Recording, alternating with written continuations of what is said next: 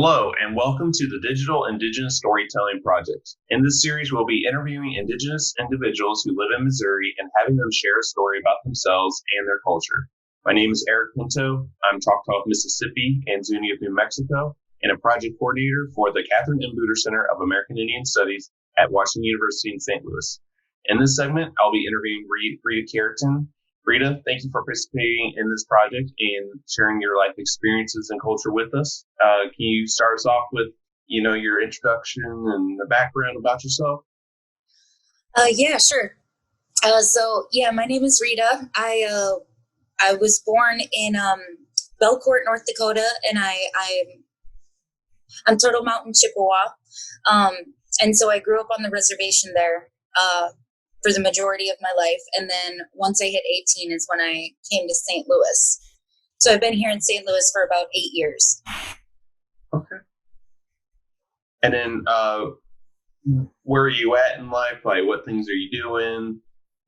Well, I actually just started college again because so let's see, I have an 8-year-old son, and he is also Turtle Mountain Chippewa. He's enrolled, and basically I started at the college. So TMCC was doing it online this year, and so I went ahead and started doing that. So I'm taking some really cool classes that I'm just very excited about. I'm taking Ojibwa language, so I'm actually getting more fluent in my own language, which I'm really excited about. And then I'm taking Michif history and just learning a lot more about my people and where they came from, back in the 1800s and 1500s. And it's really cool. Yeah, that's awesome. Other than college, I guess college is the most exciting thing I've got going on. I was working at EMS, which is up in North St. Louis. I was just working as an office manager before COVID hit. And then they kind of told me to stay home, but that they would keep paying me basically. But they did just go ahead and let me go today. So I will be looking for a job for sure. Well, sorry to hear about that. Yeah, it was a real bummer, but I couldn't be upset. I was just kind of like, thank you for the past 6 months, because my boss tried, but he was like, they're not going to be reopening the office anytime soon, it looks like. And so they're just kind of letting a lot of people go, and expenses and things like that. So. And what future goals do you have, with you going, back to school and everything? What do you plan on trying to do? I want to get my Bachelor of Science in Elementary Education, and I want to be an elementary teacher. I'm kind of thinking I might actually go towards being a speech pathologist, or something more geared towards special needs area, just because I've had a lot of experience in it, because my 8-year-old son, he's got DiGeorge syndrome, which basically it's a lot of heart and lung complications, but he also has a lot of special needs areas. So he has speech problems, and just developmental delays and stuff. So I've had a lot of experience for the past 8 years, just kind of dealing with it and learning how to just kind of best help the kiddo. And I enjoyed it, so I thought I'd probably enjoy it with other children too, and maybe use that skill and that experience to do something like that. But college, basically the degree is going to hopefully help me narrow it down further to kind of what exactly I want to do in teaching. But goal is Bachelor of Science in Elementary Education is the goal. Yeah, that's awesome. Yeah. Yes. I'm taking 17 credits this semester, and I already have 32 down. So it's, in a semester, I'll have my 2-year, and so it's going to be quick, hopefully. Oh, wow. Yeah. I started college 8 years ago, but then I ended up getting pregnant in college, and when he was born, he had the heart surgeries and just all of the stuff, and college was definitely on the back burner. So, right. But he's doing really well. 3rd grade, homeschooling him. Well, Zoom virtual homeschooling him. So that's its own thing too. So that's what I've got going on: college and school. And yeah, but that's awesome that now you're able to kind of go back and kind of fulfill that whole goal of achieving a college education. Yes, it was my dream. Even growing up, neither of my parents graduated college. So I have these two aunties that are teachers, and I was just very, I grew up loving to learn. I still love to learn, but, I'm very excited to be able to do this. To be honest, it's like everyone, like there are definitely a lot of bad things about COVID, but I've got to say there have been a couple good things too that I can't really complain too much about. Like it's given me a few openings, but yeah, awesome. Well, yeah, you talked about a little bit about your son, and can you share a little bit more about like, your family and maybe, connections of like your family to your tribe and, a little bit of that story? Sure. So my father, my father is Chippewa, and he married my mother. So my mother actually comes from Florida. So she's not indigenous at all. But basically, then they went to Belcourt, and my father, my grandmother.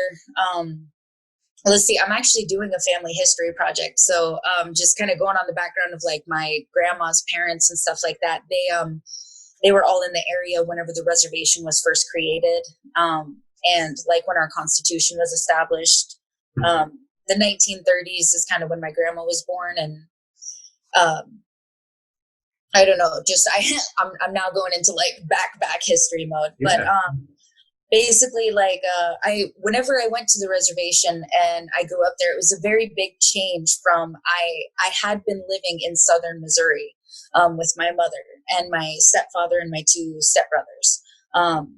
But basically, when I came to the reservation, it was just a whole different world at first, and I was 8, so it definitely took a little bit of adjusting.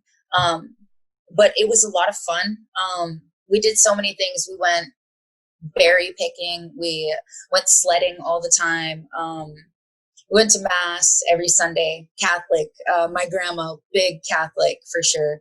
Powwows. We went to powwows all the time. Dunseith was the area that they had powwows. The Little Shell powwow is what it was called. And Little Shell was the chief of our tribe once upon a time. So what else? I guess just kind of growing up there gave me a really good sense of family and community, and like everybody knew everybody, and like I don't know, it was really good. It was really good. I had a lot of good experiences. Yeah. And so how was the transition, going, from a non-Indigenous community to an Indigenous community, and then now back to where you're at presently, and it's predominantly non-Indigenous community. So how those transitions played in your life? I mean, it's a completely different world. It really is. When I came from Missouri going to the reservation at 8 years old, I would ask for a soda, and something as simple as that. It was just so strange to them. And then coming back here, I was like, I'm gonna get a pop, and people here are like, "What's a pop?" The entire the dialect is just different. Like the way everyone speaks. Like whenever I get on the phone with my relatives, my kind of twang will come back, and I'll start saying "a" all the time, and it's definitely very like Canadian type dialect. And just everything was very different. I mean, growing up in my white mother's household, like she didn't allow TV, and it was just very restrained and just not necessarily open. You know what I mean? And then I went to the reservation where it was just kind of like everybody was family, and we played cards all the time. Pinochle. I wish I could find someone here in this town to play Pinochle with. I would totally go play Pinochle. But I grew up with my grandmother mostly, so I'm like also like a really old young person, kind of. But what else? I kind of lost my train of thought. But yeah, just the transition from like Missouri to the reservation. There was nothing like it. And then after I left the reservation and came back here, like even now, it's like I feel like something's missing. I don't know. Like my community's gone, my family's gone. You know what I mean? So it was very hard to transition, and I worried that like people wouldn't accept me. And at first, people did like look at me strangely almost, but once you live there enough years and you've had enough experiences with all of them, and you go to school with all of them, and then it's just you're one of them, and it's definitely a different experience though. Yeah. So then, do you ever travel back to visit relatives back on the reservation at all? Yes, all the time actually. I just went back last August. My grandma, she passed away actually last November. So I'm going back in 3 weeks. I'm gonna get on the train and we're gonna have a ceremony because it's been 1 year since my grandma passed, and so we're gonna have like a star quilt. We're gonna have like we're gonna burn sage. We're gonna just kind of do all kinds of stuff, really, and make it a big thing for the whole family. So Nice, nice. might be masked up, but we'll still do it anyways, you know. Uh-huh. So during your time of like living on the reservation, could you share with us like, were there certain specific things that really kind of stick out that were, culturally specific to Chippewa? Like, you kind of mentioned like berry picking. So was there like some specific, about berry picking, like that was kind of tied with the culture at all? Well, I mean, we just kind of like picked them and ate them, I guess. But my grandparents owned that land, and so it was just we. It was just very. We were very tied to the land, kind of, I guess. But there wasn't really anything like tied to Chippewa type. I would say food. Food was a big thing. Basically, I didn't eat the type of food here in Missouri that I ate in North Dakota, obviously. We got commodities once a month, and that big block of cheese, that's our favorite thing. But like culturally specific, like basically it was just I guess going to powwows. I used to dance. I would jingle dress dance. I wanted to fancy shawl because I thought it would have been so much more fun, but I jingle dress danced. And I tried to help make my outfit, but I can't take full credit for saying that I made it. But that's another college class I'm about to take is traditional dance. So I'm going to be able to design and make my own regalia again. So I'm really excited for that. But no, just, I guess berry picking was just something we kind of did. All my cousins and stuff, we would get together, we'd go horseback riding. We were just, I don't know, it was just kind of all about going outside and just being outside and being with family, kind of. Yeah, yeah. And so, kind of falling back on, your powwow experience, like, what could you tell us, like, or something that kind of sticks out about like the dances or, like the regalia, the dresses. Well, I remember when I went to my first powwow, the very first thing that stuck out to me was the drums. Like I could just feel the drums, and it was just more than just like hearing them. I could just like feel it pounding like through my body. It was really an intense experience. And I was a little girl, and I was just looking around at all of these people, and they just looked so beautiful. And every single one of them just jingled as they walked because they'd be wearing bells or just the fringe and the feathers. And it was just beautiful. They had competitions. And so sometimes like people would win. I remember the flags, they would, before every powwow would start, they would start with the grand entry. And I don't know, they would have the veterans out there, the elders, but the drums was just always, I loved watching the drummers and watching them sing and listening to them and stuff, and just kind of, now I wish I could go to another powwow.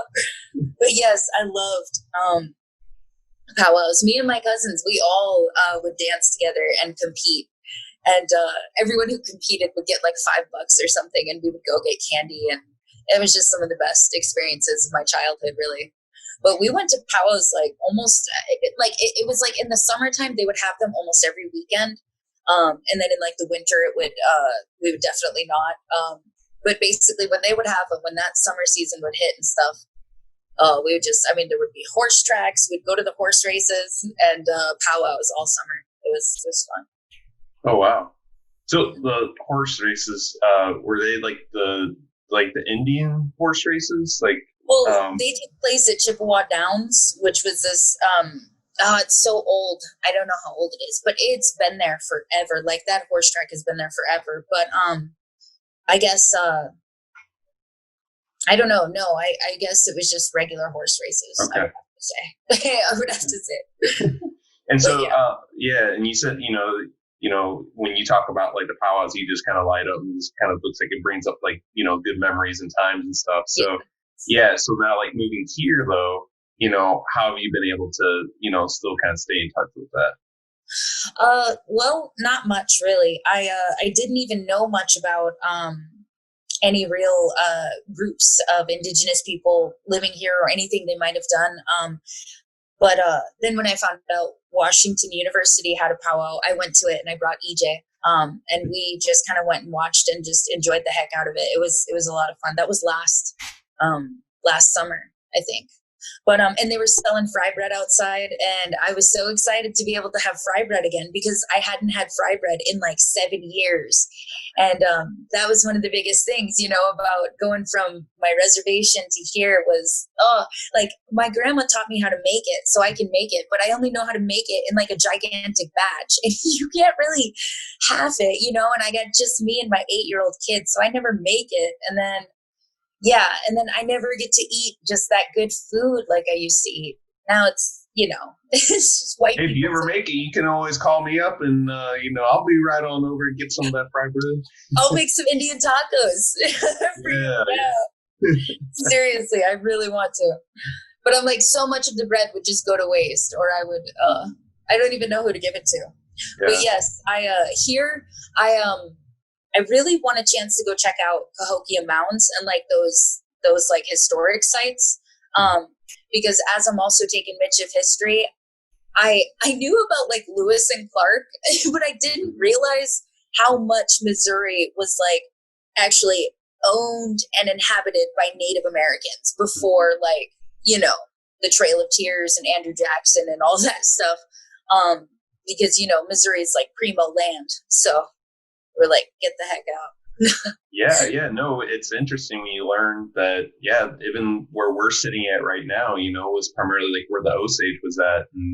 But if you look on, you pull up maps and it's just like, oh, wow, Missouri was covered in Indian, it was, Indian country, so, but it's just unfortunate that we just don't learn about that type of stuff. And, and I think kind of like beginnings is like, yeah, when you recognize like, hey, we have the Cahokia Mounds, and then you realize like how big that, whole group of people was, and, that civilization. And then it kind of starts clicking in your mind, like, hey, like, like there was like actually a lot of people that lived in this area. And then like what you mentioned is that, yeah, those people were eventually, pushed out and, moved to, different territories. So we just don't get that education.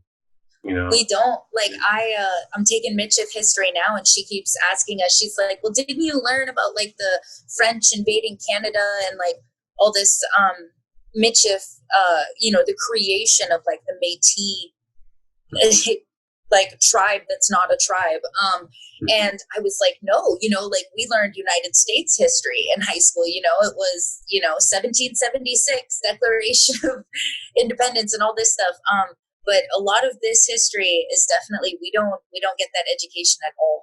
And like as I'm doing my family history project, my dad tells me that his father's parents were Assiniboine and Sioux, and they lived in Illinois. And like right as you go up towards North Dakota and like towards the Great Lakes and stuff. And my grandma's parents were Cree, and they came from there. And so they met in Illinois. And what I didn't know is that, so it's my great grandparents settled in Illinois for some time until my great grandfather died. And then my great grandmother decided to move with her younger kids to Belcourt. And then like, that's where, we all kind of came from. And it's just, it's fascinating the heck out of me, learning the background. And, yeah. Right. Because, and that's the thing, like you kind of see where tribes are located at now. And then you backtrack and you find out like, hey, a lot of these tribes, like they had either a wide range of territory, or they kind of migrated, or they traveled, they moved around, and you didn't realize like, hey, they were all actually all the way over here on this in this state, and it's like a pretty far distance from where they're currently at, so yeah. So then kind of going off that, with you kind of learning this stuff, have you been trying to, kind of teach your son anything about like the culture, and then like, with him going, with him being in the school system in St. Louis, like, have you been trying to open up his mind to, a little bit more about indigenous culture and people? Well, I would say definitely like in an offhand way, sort of. I've been, it's really funny because with the language that I'm learning, I'm teaching him what the language means also. So like when I say bonjour, he'll be like, what did you say? And I'll be like, well, that means hello. So I like share the language with them a little bit, which we have a lot of fun with it because my teacher was like, put Post-its on everything, So like, now we see a chair, but we also see like the Ojibwa version of that chair, And so I feel like that in itself is helping connect us to the culture a lot. When it comes to him, he's such a sponge right now. He loves to learn everything. And so I share all of it with him. I get these Native American stories too, like the story of creation and Kitchi Manitou and all of this stuff. And I've been reading them to him and he loves them more than he loves these other stories that we've been having to read and stuff. So, and I mean, when you talk about the education aspect, it's hilarious. In third grade, they just had him do an assignment where he had to talk about the early Missourians who lived here, and it was just, it was supposed to be third grade level, but it was just like wrong kind of, and I remembered like, as you're younger, you're kind of taught all these things. And like, when you get older, you figure out that like a lot of it wasn't really right. You know what I mean? Like, they just kind of teach you what they want you to know a little bit. So I wish Native culture and education had a bigger part just everywhere in general. I mean, I feel like we've all been taught to kind of be ashamed of it. You know what I mean? Like people, like when the French invaded Canada and sent everyone to boarding schools and was like, you can't speak your native tongue, you have to speak English, and you have to, I mean, they had this whole how dare you be indigenous, how dare you have that culture and stuff. And I feel like for a lot of people, and probably this newer generation as well, it's probably playing a big role in like native culture in general. But I had to watch this movie. It's on YouTube though, and it's definitely like an older movie, but it's called Where the Spirit Lives. And that's another one that is just, it's so much about the boarding school era. And it shows this little girl, it gives you it from this little girl's viewpoint. And she and her sisters and brothers are just playing by the water and stuff. All of a sudden, this guy comes with his plane and starts giving them candy and singing just this French thing to them and dancing for them or whatever. And he got them inside of the airplane and took off and just essentially took the kids. And it's like, that was one aspect of it. But then you have someone like my grandma.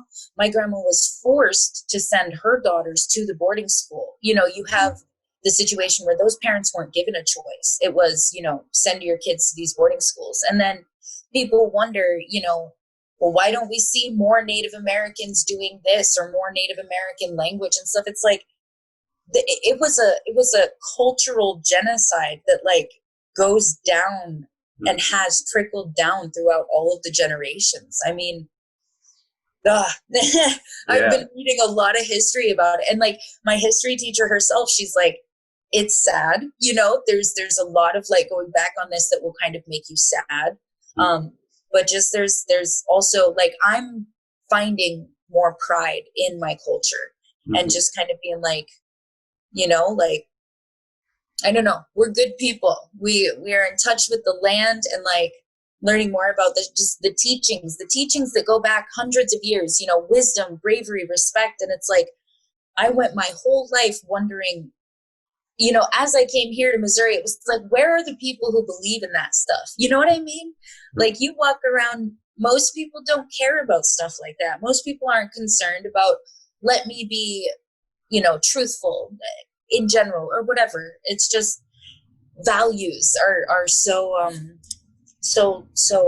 they've lowered, or they've I guess I don't know what I'm kind of trying to say. I'm getting off on a rant, I realize. I'm sorry, but that was one of the things though, that like you ask about transition, from reservation to here and stuff. It's like on the reservation, I felt this closeness with people. There was no need to pretend. There was no need to be flashy, no need to have your guard up, no need to play games kind of. It was just, you are you and I am me and type stuff. And when you come here, it's a whole different, you aren't connected with people like that here.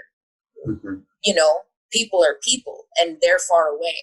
Like, I don't know if that makes any sense, but yeah, that's a huge difference. You want to ask about cultural differences. That's the biggest one.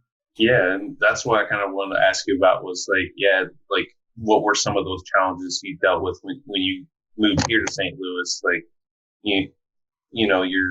you're in a different cultural setting, so and away from an indigenous community. So yeah. Well, and we always the things that I used to do for fun in Belcourt, like people here, first of all, probably wouldn't imagine that to be their type of fun, but it was also just great times for me. Bonfires, we would go at bonfires, and just dance around the fire. And I mean, it was just amazing. I guess some of the difficulties would be I've been more lonely here. I used to go to bingo. I used to play cards. I used to be more communal and, meals, just going to have meals and just all of us doing the dishes together. I don't know. It's like you talk about stuff like that here and people would be like, you're nuts, or like, I'd rather go to the opera, go see a baseball game, things like that. And it's like, I've now lived. Yeah, I've lived in both. Understand that bingo is like a big thing in a lot of indigenous communities. Yeah. Me and my grandma, we would go, oh my God, when she first brought me, she pulled out 9 cards, okay, that each had 9 squares on them. And she's doing this. And I'm sitting there struggling to keep up with my little 6-pack, I'm like, you should have seen some of those older ladies, man. They could just dab it was a religion. Okay. Bingo was a religion for sure. But yes, no, that was fun. Talking about it, making me miss my childhood. You know what? I'm so excited though, because in 3 weeks I'm going to go back and we're just going to have this ceremony for my grandma and just, have good memories and good times and just kind of celebrate her and everything she did. Mm-hmm. So I was kind of wondering,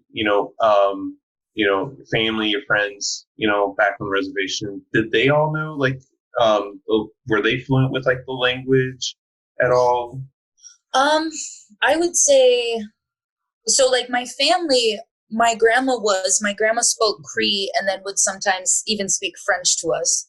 Oh, wow. My aunties, they knew a few of the words, but, they didn't learn how to make bread or do any of that stuff with her. I guess that's kind of where it all started dropping off a little bit.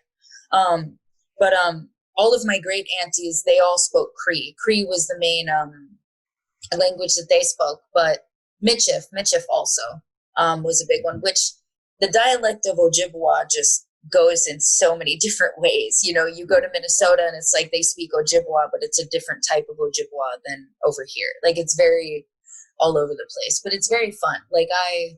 I keep looking over there because that's where all my Post-its are. My whole closet door is just Post-its of the language. I'm really trying to become fluent with it. They have a project where I can be an apprentice to the master speaker. And her name's Corinne Houle.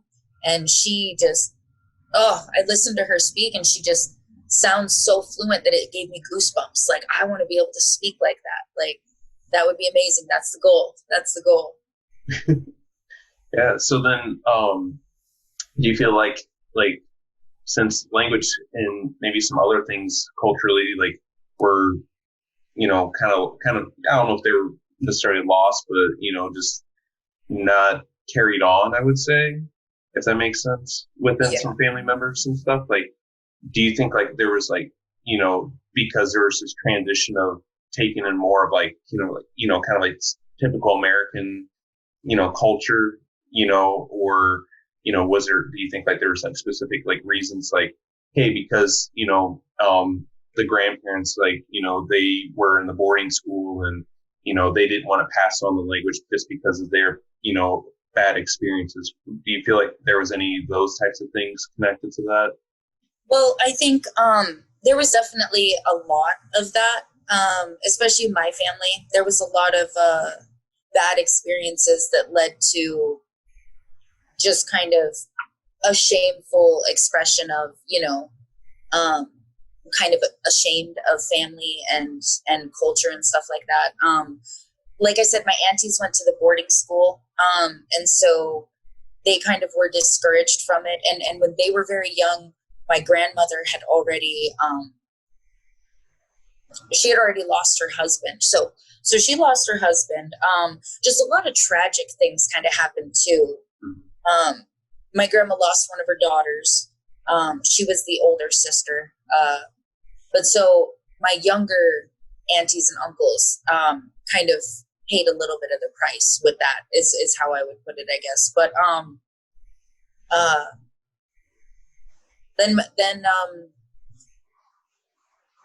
I don't know. Yeah, I guess losing my grandpa had an effect on my grandma. She didn't want to play music anymore. She never wanted to play music. And before that, music was just a big deal in the house. And then aside from that, she didn't talk as much as she used to anymore. Yeah. After that, she became much more of a closed off woman. From what my auntie tells me, my auntie Fluff says that, when she was younger, it was also that when they were going to school, the Board of Education was like discouraging any like Native American type activity. So I don't know. I think it was like a combination of like the times coming, because I guess they would have all been children and younger around like the 60s, 70s, 80s. Some of them 60s. Yeah. My oldest auntie would have been a kid in like the 60s. But anyways, I'd say boarding schools had a big part on it. I mean, they lived in Belcourt, which is only about 15 miles from the Canadian line. And so like one of my aunties went to boarding school in Fort Totten. Two of them went across the border to one of the Canadian boarding schools. And just when I was trying to get her to talk about it, I mean, two of my aunties won't even talk about it. One of them was telling me a little bit about it, but they had, I guess, this giant paddle that was like those pizza paddles that you take a pizza out with or whatever. It was like that big. And inside of it was carved the Board of Education. Like they called it the Board of Education. And they would just get the crap beat out of them. And just their hair was cut off, so they were no longer allowed to have braids.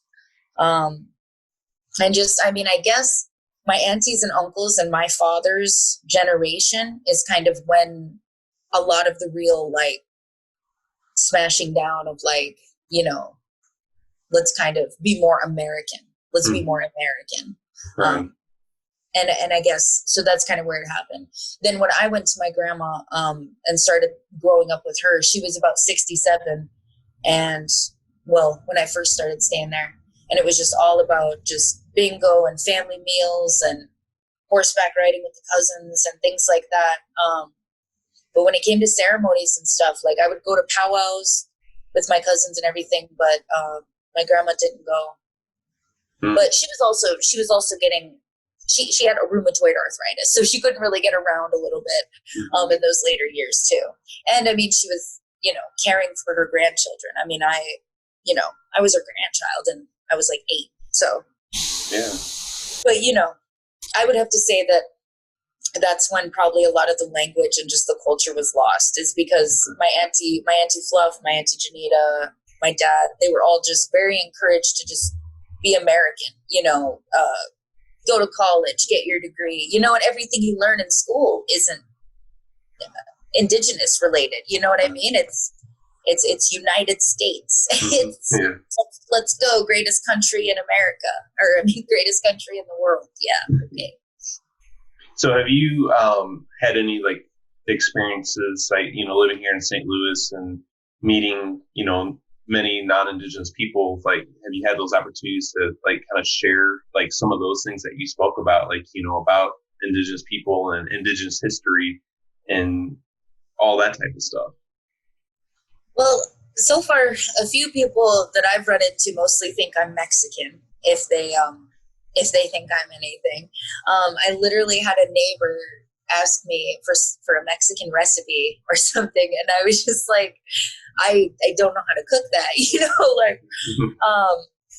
But other than that, not really. I haven't had very many social experiences. When I was working at the gym, I shared a lot of my, like everyone was very interested to know what it was like growing up on a reservation because, there's a lot of stigma about reservations and a lot of it's true. Reservations can be a very not so good place to grow up on, and there can be a lot of bad things about it. But so I would feel, very, I would feel very like I needed to share with them the good things about it, and like let them know, I'm not I don't know, just most people have the wrong idea. And so you want to try and correct it essentially. But it was also like I said, like when I first came here, I'd be like, that's crusty. And people are like, what is crusty? Like crusty is an English word. Like, doesn't everybody use it? No, apparently just up north. So, also, I mean, just going from north to south was really, it was really definitely a big deal. Mm-hmm. Yeah, it's interesting you kind of bring up like people's perceptions about reservations because, what we get from like the media and from other places, it's like, they want to talk about only like the bad things. You hear things like a lot of, substance use, issues and, crime or poverty. Yes. But you don't hear about like what you mentioned about, what the people actually do have, what are they doing? How are they moving forward? Right.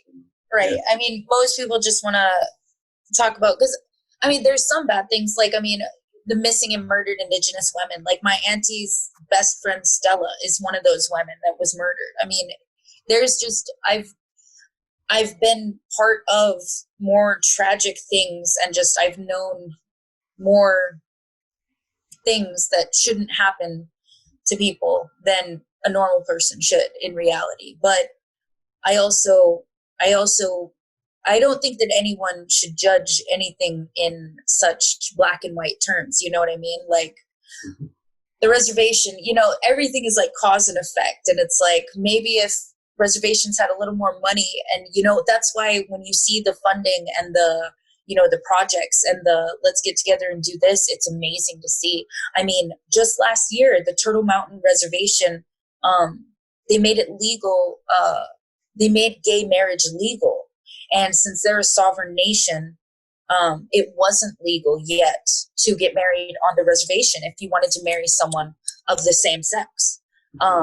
And so the tribal council got together and they had a vote and they voted to make it legal. And I just thought that was amazing, And I mean, maybe it's like they should have done it sooner. But at the end of the day, when good things happen, you just got to celebrate it. Like it's but there was a lot of good things, but I had just such a diverse range of experiences. It was unreal. Like I went to the Catholic school, and then I also went to the public school at the on the reservation. But I'll tell you this right now, in my 4 years of high school on the public school on the reservation, like Turtle Mountain Community High School, we didn't have a whole lot of cultural stuff. You know what I mean? There wasn't, they had the option for culture. Culture was an after school choice that you could sign up for if you wanted to. But not a lot of people did that. Only like if you had parents that were just super into the making regalias and going to powwows and doing all that stuff. And luckily I had an auntie who made sure her kids got into it. And so I got to come along and do that stuff a lot. But just in high school in general, like our history wasn't taught differently or anything like that. And it's like, you would think it would be different because like on the reservation, we have IHS, Indian Health Service. So we don't have, so it's not government healthcare, right? But we have the government education. So it's kind of like, why is that? It's like, if the reservation runs their own education like that, then I feel like they should be able to choose the curriculum and be able to kind of mesh more stuff in there. I mean, in class, when I was doing the Ojibwa language table with a bunch of other students, there were like 30 of us on there. And Corinne Hull, she was speaking in Ojibwa. And all these kids, they were like 17, 18 years old, had never even heard it. because either their grandparents who last spoke the language had already passed away or something.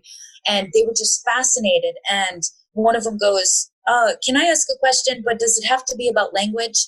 And they were like, well, it really should be about language, but what's your question? And then all of a sudden that sparked just a bunch of students started asking Native questions.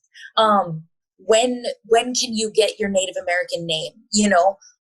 What are you supposed to do with a feather once you receive it? If you're going to burn sage, what do you do? When do you give tobacco?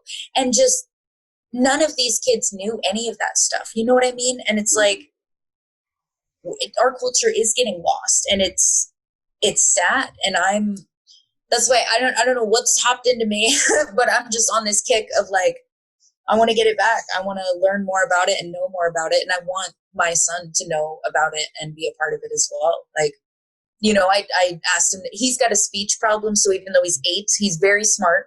But I asked him to repeat the word indigenous. I was trying to like get him to understand it and stuff. And I've been definitely sharing a lot more stories with him, mainly here, especially with COVID. It's hard to, really be like, let's get out there and try to find some culture.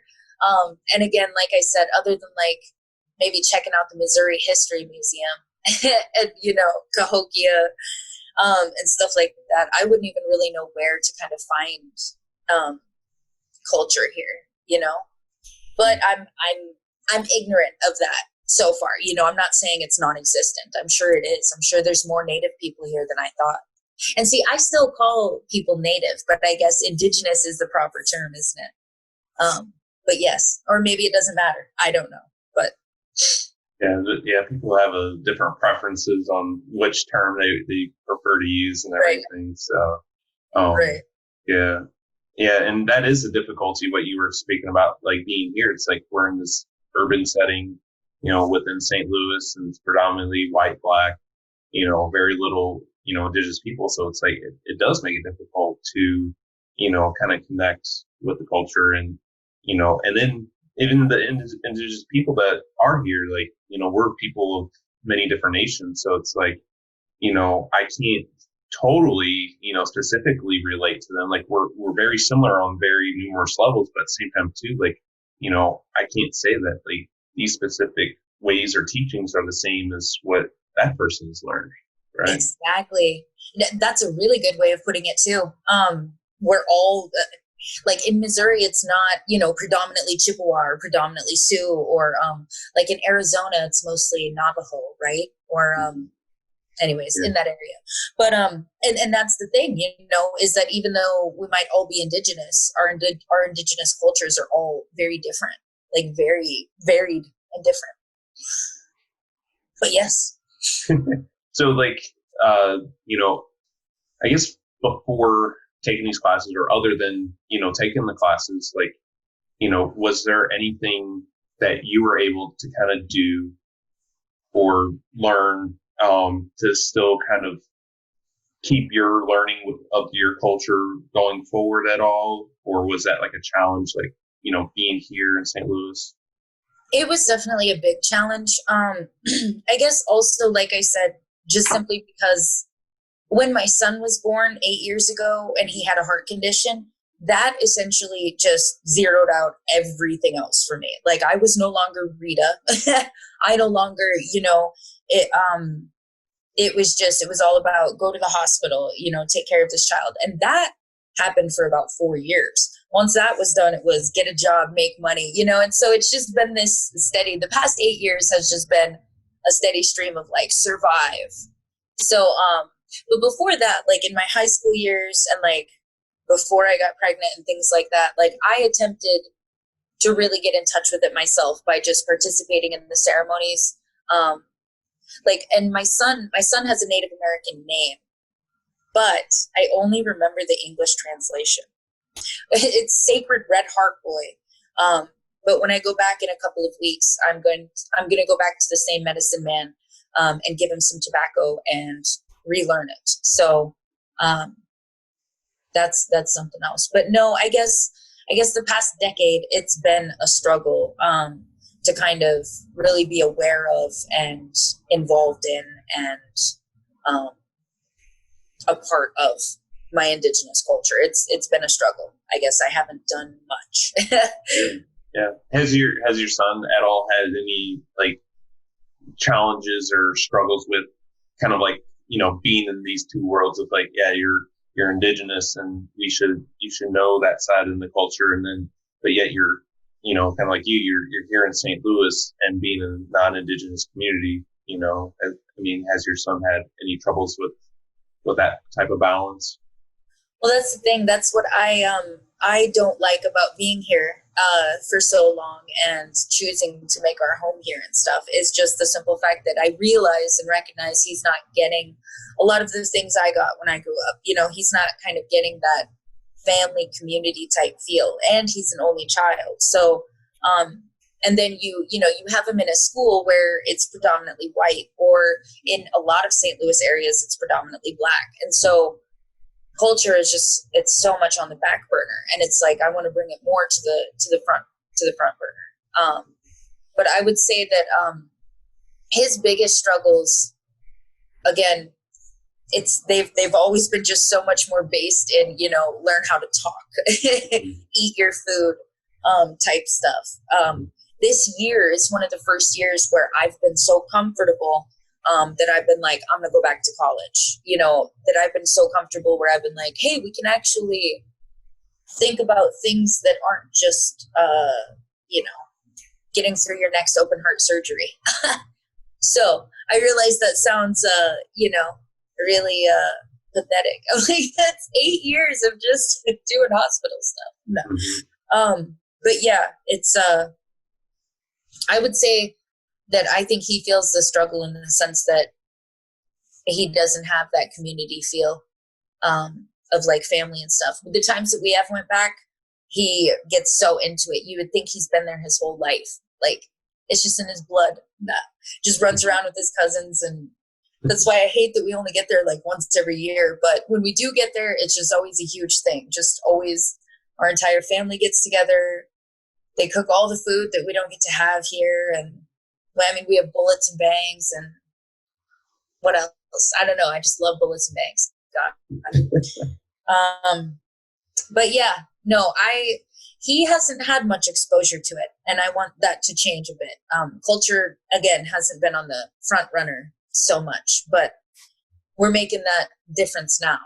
I guess, do you have a particular story, a certain experience that, you kind of mentioned some, in the beginning, that, are there any others that maybe, was kind of real specific, to the culture that you could share with like the audience too? Okay. When I was younger, we got to go to this medicine man's house who, he made flutes, and he also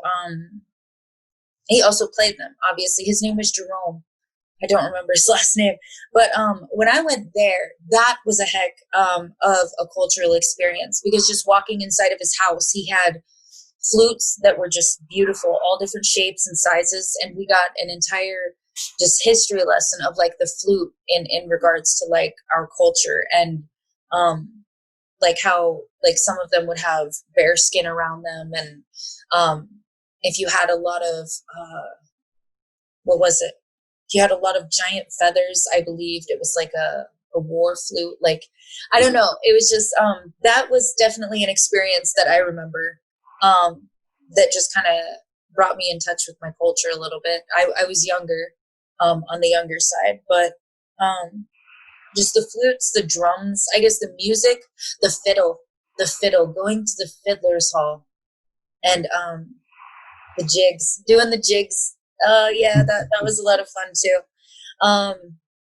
But I guess just, I don't know, we got together a lot and just kind of sang and danced and ate, you know what I mean? Like, it was just always, and it was kind of, I don't know, I miss it a lot.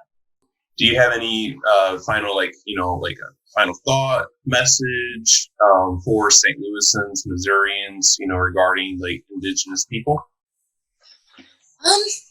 I guess just that I think that we should all try and learn more about it.